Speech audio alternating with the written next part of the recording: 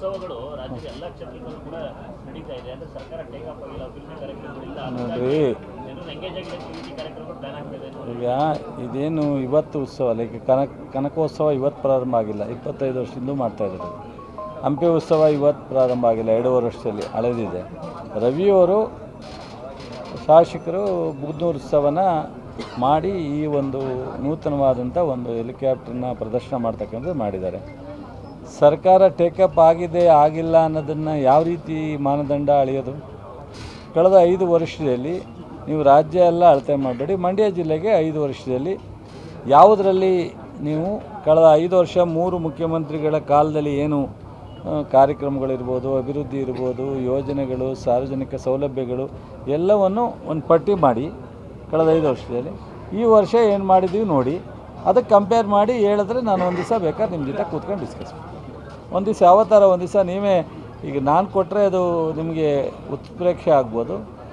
ನೀವು ಕಳೆದ 5 ವರ್ಷದಲ್ಲೂ ನೀವೇ ಇದ್ದೀರಾ, ಈಗಲೂ ನೀವೇ ಇದ್ದೀರಾ, ನಿಮ್ಮ ಅನುಭವದಲ್ಲೇ ತಗೊಳ್ಳಿ, ನನ್ನ ಮುಂದೆ ಹೇಳಿ. ಅದರಲ್ಲಿ ಏನಾರು ಇದ್ದರೆ ನಾನು ಹೌದಪ್ಪ 5 ವರ್ಷಕ್ಕೆ ನಾವು ಮ್ಯಾಚ್ ಮಾಡೋಕ್ಕಾಗಿಲ್ಲ ಅಂತ ಖಂಡಿತ ಒಪ್ಕೊತೀನಿ. ಹಾಂ, ಅದು ಈಗಾಗಲೇ ಭಾಳ ಕಾಮೆಂಟ್ಸ್ ಆಗಿ ತಣ್ಣಗಾಗುವಂಥ ಟೈಮ್ ಬಂದಿದೆ. ಈಗ ಯಾಕೆ ಅವ್ರವ್ರ ವೈಯಕ್ತಿಕ, ಈಗ ಮೊನ್ನೆ ರವಿನೂ ಹೋಗಿ ಬಂದಿರು, ಯಾವುದೋ ಒಂದು ಕಾರ್ಯಕ್ರಮದ ಪ್ರಯುಕ್ತ ಒಂದು ಅವ್ರ ಕ್ಷೇತ್ರದ ಒಂದು 10-15 ಜನ ಕರ್ಕೊಂಡು ಹೋಗಿ ಬಂದಿದ್ದರು.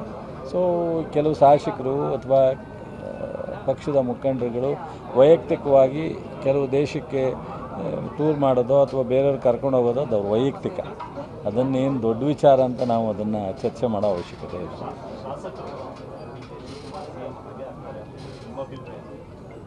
ಸರ್, ಅದನ್ನು ಅವ್ರೇನು ಹೇಳೋರೆ ಅಂತ ಅರ್ಥ ಮಾಡ್ಕೊಂಡ್ರಲ್ಲ. ನಾನು ನೋಡಿದೆ ವಿಡಿಯೋನ. ಹೈಕಮಾಂಡು ಸೂಕ್ತವಾದಂಥ ನಿರ್ಧಾರ ತಗೋತಾರೆ. ಇಲ್ಲಿ ಟೂರ್ ಹೋಗೋದು, ಟೂರ್ ಬರೋದು ಅಥವಾ ಯಾರ ಪರ ಯಾರು ವಿರುದ್ಧ ನಿಲ್ಲೋದ್ರಿಂದ ಆಗಲ್ಲ. ಹೈಕಮಾಂಡ್ ನಮ್ಮ ತೀರ್ಮಾನ, ಹೈಕಮಾಂಡು ಇದನ್ನು ಸೂಕ್ತವಾದಂಥ ಸಂದರ್ಭದಲ್ಲಿ ತೀರ್ಮಾನ ತಗೋಬೇಕು ಅನ್ನೋದು ನನ್ನ ಒತ್ತಾಯ ಅಂತ ಹೇಳಿದ್ದಾರೆ. ದಟ್ ಈಸ್ ಖಂಡಿತ ಅದ್ರ ಬಗ್ಗೆ ನನ್ನ ಅಭಿಪ್ರಾಯ ಏನಿಲ್ಲ. ನಾನು ಒಬ್ಬ ಕ್ಯಾಬಿನೆಟ್ ಸಚಿವನಾಗಿ ನಮ್ಮ ಪಕ್ಷ ಡ್ಯಾಮೇಜ್ ಆಗಲಿಕ್ಕೆ ಬಿಡಲ್ಲ.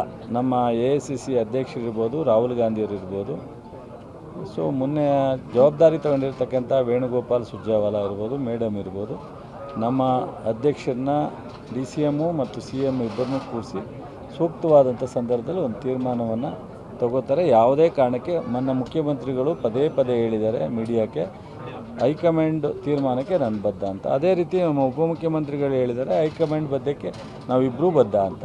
ಪ್ರಶ್ನೆನೇ ಬರಲ್ಲ, ತೀರ್ಮಾನ ತಗೋತಾರೆ.